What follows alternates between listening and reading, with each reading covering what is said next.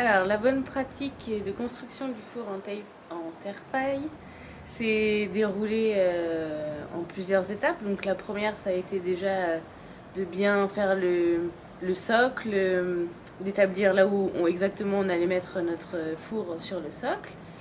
Ensuite, donc, on a mis des pailles, des herbes plutôt longues pour commencer le socle, qui soit bien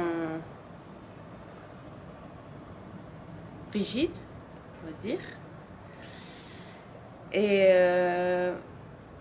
voilà, ensuite on a mis de la paille et de la terre dans un espèce de récipient avec de l'eau. Donc on a piétiné pour faire bien le mélange, nanani nanana.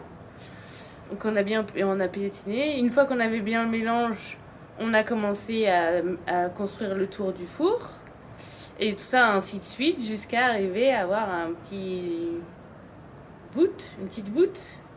Et en laissant bien sûr le trou pour la porte et pour 2 aérations. 3 aérations. J'ai appris plein de choses. Donc j'ai appris quel était le bon mélange déjà pour faire ce genre de construction en terre-paille. Donc voilà, en touchant et puis en regardant, on arrive à la fin de la journée à établir vraiment le bon mélange tout seul.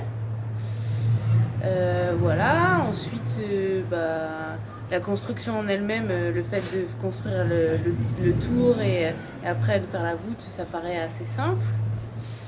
Donc voilà, je pense pouvoir reproduire cette bonne pratique à l'aide de participants évidemment. Il n'y a pas de choses que je pensais apprendre et que j'ai pas apprises, puisque j'ai suivi à peu près tout le déroulement de la construction. Et ensuite, vu que je suis quand même stagiaire à Fleur de Pierre, je sais qu'est-ce qu'il faut faire après pour mettre en route le four. Donc non, j'ai appris tout ce que j'avais à apprendre, je pense.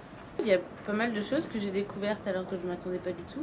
Déjà le fait d'avoir vraiment une participation. Il y avait Anne, elle n'était pas en meneuse. Si on posait des questions, elle y répondait. Mais voilà, si on voulait aussi, si on se sentait de faire tout seul, on pouvait faire ça tout seul. Donc voilà, c'était vraiment une participation à la hauteur de ce qu'on voulait. Et si on voulait prendre des initiatives, on pouvait prendre des initiatives. Et voilà, donc déjà ce mode de participation, je trouve que c'est un truc que je connaissais pas. Et ensuite, quelques techniques que je connaissais pas du tout. Voilà, par exemple, le fait de mettre des longues tiges sèches pour commencer, pour bien que le socle soit rigide, c'est vraiment un truc que je m'y attendais pas du tout, quoi. Cette bonne pratique me sera utile, je pense, puisque c'est quelque chose qui est facile à reproduire et qui est intéressante. Enfin, c'est toujours intéressant de construire un four en terre-paille et après de s'en servir. Et une super journée et une super bonne pratique. Un très bon choix de bonne pratique.